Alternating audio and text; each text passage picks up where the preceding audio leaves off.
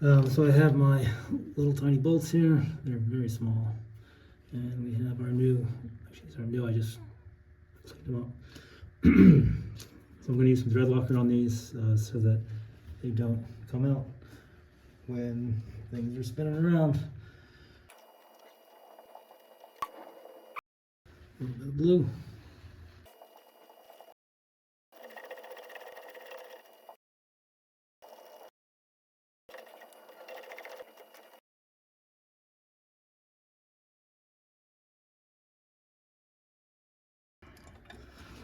All right, looks like we have an axle shaft. We're going to be putting our axles back in. Grease, and I'm going to slather a good amount on my splines and a bit of the axle here. And we're going to try to tilt it up, making sure that we're not hitting the sides as best we can.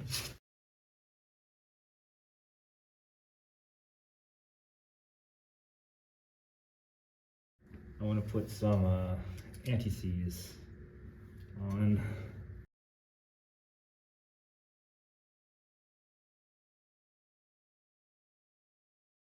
Second one, same deal, nothing on the threads. Perfect. Okay, so we'll slide this on, our dust cover. But instead of putting the anti-seize actually on the so when these eventually get in, they're going to go to 75 foot-pounds. So for now, I'm just going to tighten it by hand.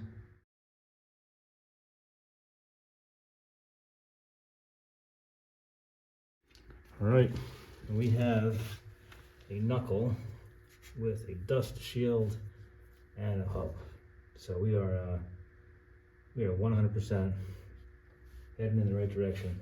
All right, folks, we're on the passenger side now. So same drill. Gonna grab my red and tacky and put a goodly amount on the splines here just to keep them happy. And we'll put some inside of our hub. So we're torquing these down to 75 pounds.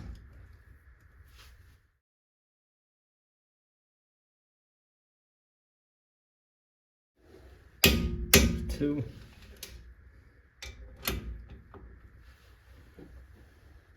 That's three. All right, that's the passenger side. All torqued down, all happy. All right, on to the driver's side now. There's one. There's two. There's three. All right, this is a pretty big day. What we're going to do here is I'm going to jack it up, and I'm going to remove the jack stands under the frame so that all the weight will be on the axle. And then we're going to torque down the upper control arm and lower control arm. All right, folks, we're back. We have finished torquing down the lower control arm, so that's 85 foot-pounds on the axle side and the frame side. Upper control arm on the frame, which is in here, it's going to be 66. On the axle, which is right there, it's going to be 55. All right, so I've done them both, passenger side and driver's side.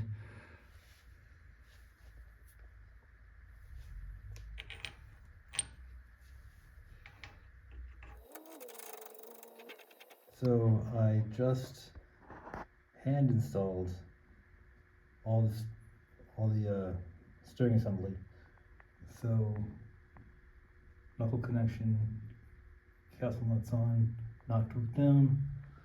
Other side over here, a connection with the pivot arm over here, and the steering stabilizer is in place here and here. Now again, these are just hand tightened. I just wanted to get it on. So I just installed the shock, upper shock mount, lower shock mount.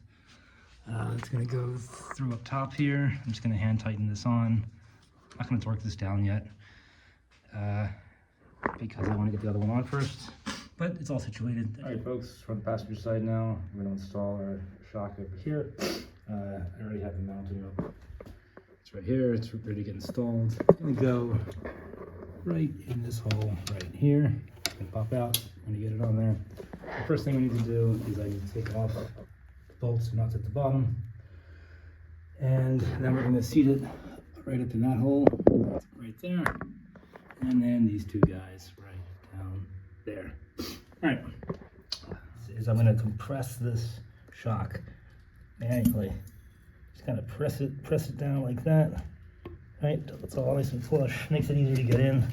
And then we'll click over here. There we go. Seat it up top.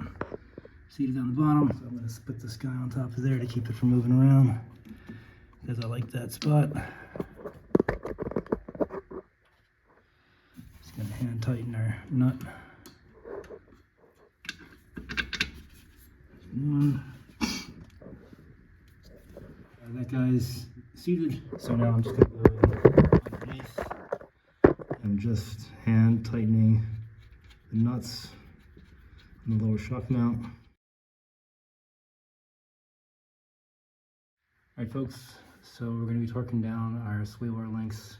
The one on the bottom is 70 foot-pounds, the one on the top is 27. I believe this is a 19, and this is a 17 on the top there. Alright folks, so we have our new caliper here. First thing I want to do, I want to pop these things through, and I always like to add a little bit of extra of this in there. We'll do a number on the rubber here. Shoot the back of that. On there. Same deal.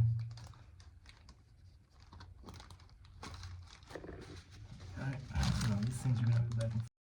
If you're installing a caliper, this is something that it's good to know. This is the bleeder nipple. It should always be on the top of the caliper, so if you get them in pairs, you don't want to accidentally put this one on the driver's side, because then you'll be upside down like that, and it's very hard to bleed them. Alright, so we are going to boom, we have our soft line. So it's going to seat on there like this, obviously, like that. There's only 3 ways it can go, but pop this out. Okay, so the trick here is we have our 2 new crush washers. And what you're going to do is you're going to feed one of the washers on your bolt through the banjo, the next washer, and you're going to pop it in there. I'm just going to hand tighten this in for now. This is a 9/16, so I'm just going to tighten it down a little bit. I'm not going to get it all the way crushed yet. I just want to get it on so it doesn't move around. Alright, so here's our brake pads. I got a kit, after front end kit from Power Stop. I'll link it in the thing. There are 2 shapes here. There's this one with the 3 prongs, and this with the 2. The 3-prong one is going to go inside of the piston, caliper piston. So this way, the other one just is going to slide over here. Now, before we do that, I like to use this liquid moly.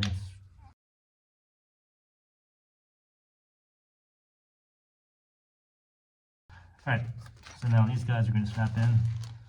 You're obviously going to put it in the same direction as the... Well, it makes sense, right? So slide this in.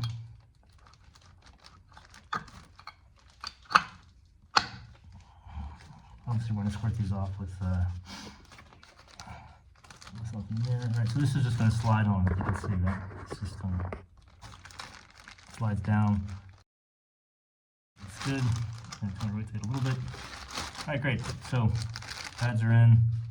Okay. Now I like to use the same stuff on the hub, just to make it a little bit easier for getting these off when they decide to rust on. I'm not going to get any.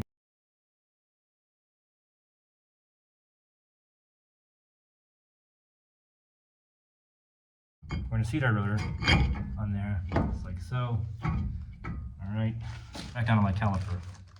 There are a few other places that I have to lube up. I'm going to use the green stuff again. So here and here, and on the other side, are going to be where the pads are going to rest on the knuckle. So we want to over here in the same spot.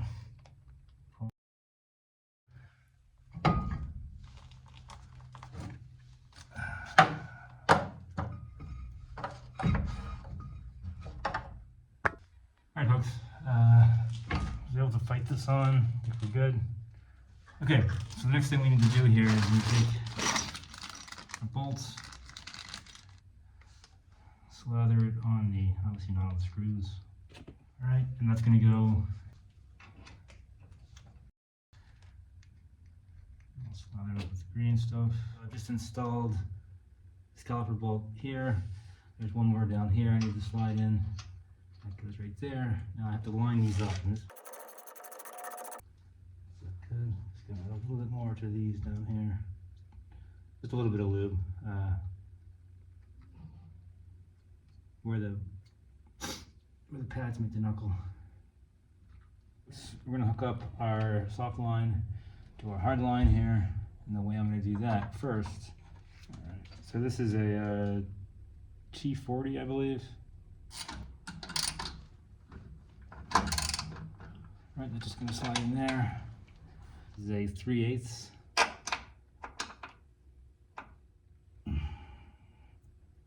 That's nice and snug. Banjo. This is a 9/16.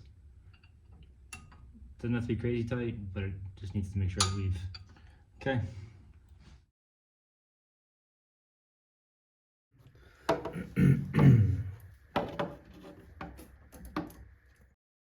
So I just wrapped up installing the new caliper and pads, rotor, and hooking up our soft line to our hard line on the driver's side.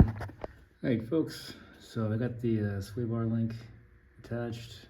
Next we're going to torque up the... Alright folks, so I have this one all torqued up to 55 foot-pounds.